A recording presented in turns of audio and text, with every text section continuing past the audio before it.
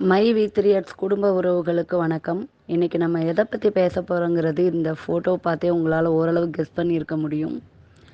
நம் வாழ்க்கையில் விளக்கேற்றியவர்களை நாம் எப்போதும் மறப்பதில்லை. விளக்கேற்றியவர்கள்னா யாருங்க?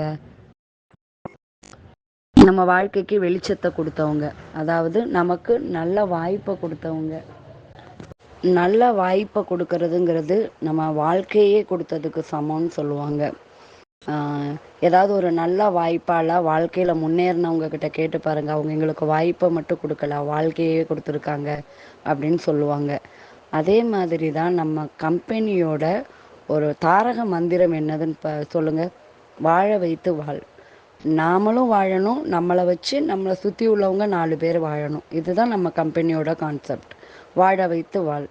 ஸோ அந்த அடிப்படையில் தான் இந்த கம்பெனியே இயங்கிட்டு இருக்குது.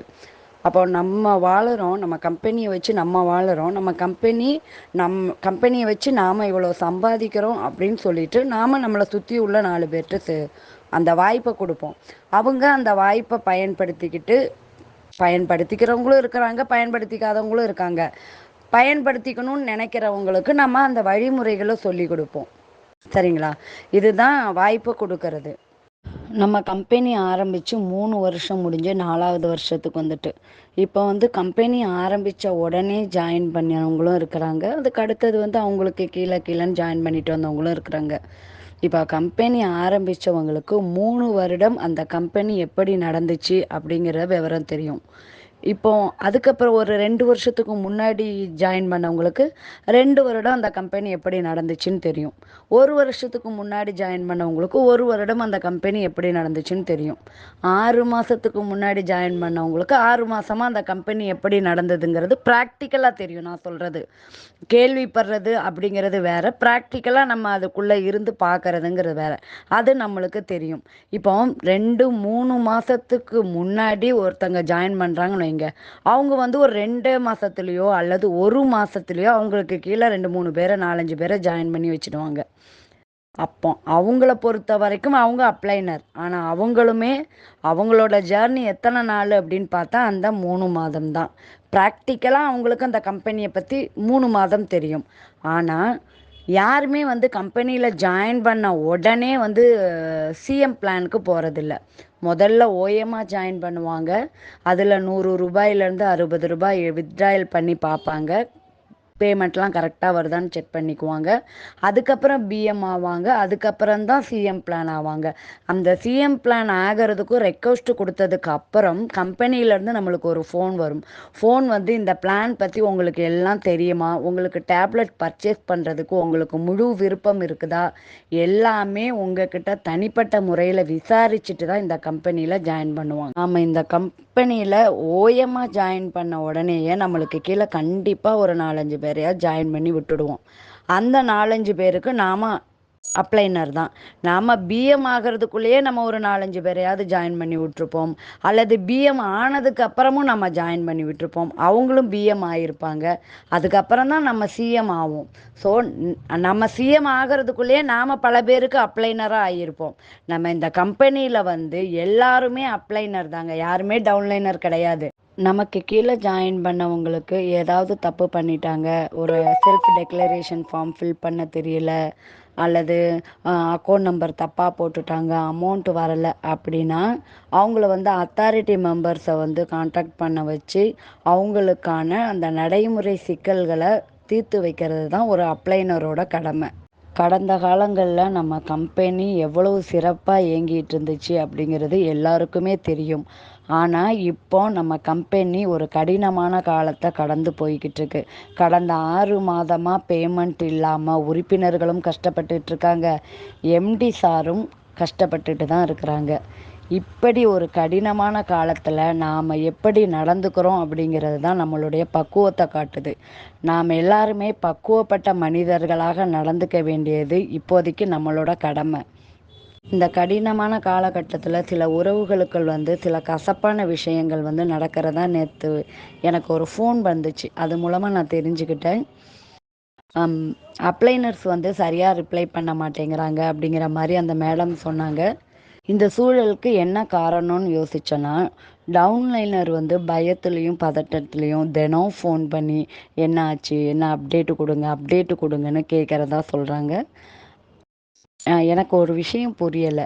இங்க என்ன கிரிக்கெட் மேட்ச் அங்க நடந்துட்டுருக்கு. 5 நிமிஷத்துக்கு ஒரு தடவ அப்டேட் குடுத்துக்கிட்டே இருக்கிறதுக்கு. நாம நீதிமன்றத்துல போய் ஒரு சட்ட போராட்டத்துல ஈடுபட்டிருக்கிறோம். எங்க கம்பெனி மோசடி நிறுவனம் இல்ல அப்படிங்கிறத நிரூபிக்கிறதுக்காக நம்ம எம்டி சார் வந்து சரண்டர் ஆயிருக்கிறாங்க. அதுல பெயில் கிடைச்சா தான் அவங்க வெளியில வர முடியும். பெயில் வந்து நாம நினைச்ச உடனே அப்படியே கிடைச்சிடாது. அதற்கான சட்ட போராட்டத்துல தான் நம்ம ஈடுபட்டிருக்கிறோம். கண்டிப்பா அடுத்த வாரத்துல பெயில் அப்ளை பண்ணி எம்டி சார் வெளியில வருவாங்கன்னு நம்புறோம். இதுதான் இப்போ உள்ள அப்டேட்டு. இத வந்து டெய்லி உங்ககிட்ட சொல்லிட்டே இருக்க முடியாது இல்லைங்களா? நான் தயவு செய்து டவுன்லைனர்ஸ் வந்து பயத்துலயும், பதட்டத்திலயும் நீங்க என்ன பண்றீங்கன்னு தெரியாம பண்ணிட்டுருக்கிறீங்க. டவுன்லைனர்ஸ் வந்து ஒரு விஷயத்த சரியா புரிஞ்சுக்கோங்க. நீங்க வந்து பண்ணிக்கிட்டு இருக்கிறது ஒரு பிஸ்னஸ். இந்த பிஸ்னஸ்ல ரிஸ்க் இருக்க தான் செய்யும். நம்ம எம்டி வந்து எவ்வளோ பெரிய ரிஸ்க்க வந்து சமாளிச்சுட்டு இருக்கிறாங்கன்னு உங்களுக்கே தெரியும். ரிஸ்க்கு இல்லாம ரஸ்க் சாப்பிட முடியாதுன்னு ஒரு காமெடியா ஒண்ணு சொல்லுவாங்க. அந்த மாதிரி நீங்க பண்ணிக்கிட்டு இருக்கிற இந்த பிஸ்னஸ் இப்போ வந்து ஒரு ரிஸ்க்கான காலத்துல இருக்கு. இதுவரைக்கும் சேர்ந்த எல்லாருமே மாதா மாதம் பணம் எடுத்து மகிழ்ச்சியா இருந்தாங்க. இப்போ இந்த இந்த காலகட்டம் வந்து நமக்கு ஒரு கடினமான காலகட்டமா இருக்கு. அவ்வளோதான். மாதம் மாசம் பணம் வரும்போது அத அனுபவிக்கிறது நீங்க.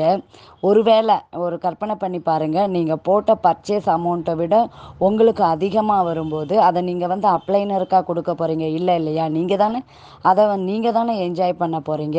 அப்போ ப ஒரு பிஸ்னஸ்ல வந்து ஒரு ரிஸ்க் வரும்போது, அந்த ரிஸ்க்க வந்து அப்ளைனர் தலையில சுமத்துறது எந்த விதத்துல நியாயம்? அப்படிங்கிறத நீங்க கொஞ்சம் புரிஞ்சுக்கோங்க. இது வந்து இந்த நெகட்டிவ் பாயிண்ட்ல பேசுறாங்க இல்லையா? அவங்க வந்து சிண்டு முடிஞ்சு விடுத வேலை இதெல்லாம். அவங்க வந்து எந்த பாயிண்ட் ஆஃப் வியூல சொல்றாங்கன்னே தெரியல. அம் உங்களுக்கு பணம் வரலையா? நீங்க வந்து அப்ளைனர போய் புடிங்க அப்படின்னு ஓப்பனாவே ஸ்டேட்மெண்ட் குடுக்குறாங்க.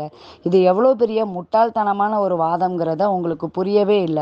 இப்போ ஒரு கம்பெனியில ஒரு வேலை இருக்குன்னு சொல்றேன்னு வச்சுக்கோங்களேன். இந்த கம்பெனியில ஒரு வேலை இருக்குன்னு ஒருத்தங்க வந்து நம்மளுக்கு சொல்றாங்க. நாம அந்த வேலை போய் பார்க்குறோம் அந்த கம்பெனியில. அந்த கம்பெனியில சம்பளம் கொடுக்க முடியாத சூழலோ அல்லது சம்பளம் லேட்டாவோ குடுத்தா, யாரு வேலைக்கு சேர்த்து விட்டாங்களோ அவங்க கிட்ட போயா என் சம்பளத்த குடுன்னு கேட்பீங்க? இதுல என்ன நியாயம் இருக்கு? உங்களுக்கு ஒரு வேலை வேணுங்கிறதுக்காக இந்த கம்பெனியில ஒரு வேலை இருக்குது. நீங்க ஜாயின் பண்ணுங்கன்னு ஒருத்தங்க ரெக்கமெண்ட் பண்ணா, அவங்க கிட்ட போய் சம்பளத்த தான்னு கேட்போமா? கேட்க மாட்டோம் இல்லையா?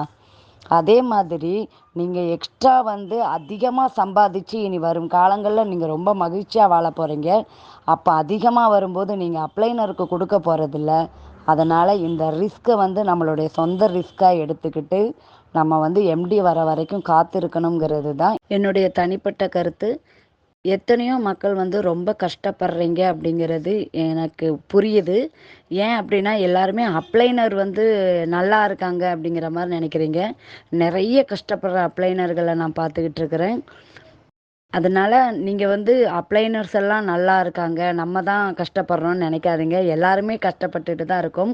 இது இன்னும் கொஞ்ச காலத்துக்கு தான். நம்ம எம்டி வந்ததுக்கப்புறம் நமக்கு ஒரு வழி பிறக்குங்கிற நம்பிக்கையோட நம்ம இருக்கிறோம். இந்த நம்பிக்கை வந்து நம்ம எல்லாருக்குமே இருக்கணும்.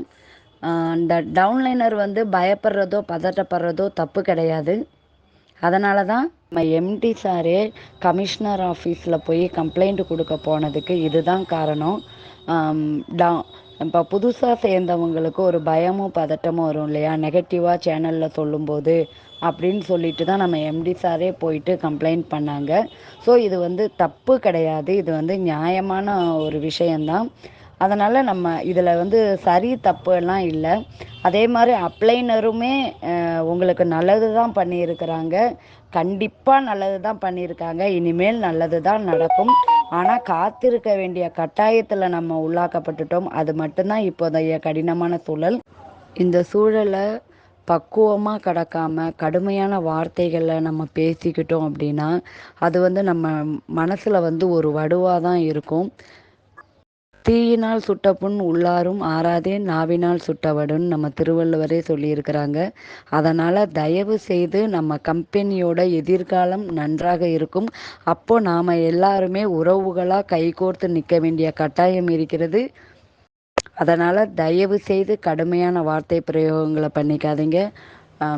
எல்லா உறவுகளும் ஒற்றுமையாக இருங்க. வெண்ணெய் திரண்டு வர நேரத்தில் தாழி உடையிறதுக்காக வேண்டி பல பேர் இல்லை சில பேர் முயற்சி பண்ணிக்கிட்டு இருக்கிறாங்க. நாம் அதுக்கு இடம் கொடுக்காம நம்மளோட ஒற்றுமையை நிலைநாட்ட வேண்டிய கட்டாயத்தில் நாம் இருக்கிறோம். அதனால் தயவு செய்து ஒன்றுபட்டால் உண்டு வாழ்வு அப்படிங்கிறத நம்ம புரிஞ்சுக்கிட்டு நம்ம எல்லாருமே ஒற்றுமையாக நடந்துக்கணும். மறுபடியும் நான் சொல்கிறேன், நம்மளுக்கு ஒரே ஒரு அப்ளைனர் மட்டும்தாங்க. அது நம்ம எம்டி சார் தான். அப்டேட் என்னன்னு கேட்குறவங்களுக்கு ஒரே ஒரு பதில் தான். நம்ம எம்டி சார் வெளியில் வந்து நம்மளுக்கு பேமெண்ட் எப்போன்னு அவர் தான் சொல்லணும். நம்ம கம்பெனியோட எதிர்காலம் என்னங்கிறதையும் அவர் தான் சொல்லணும். அதனால் நாம் எல்லாரும் ஒத்துமையாக பொறுமையாக எம்டி வருகைக்காக காத்திருப்போம்.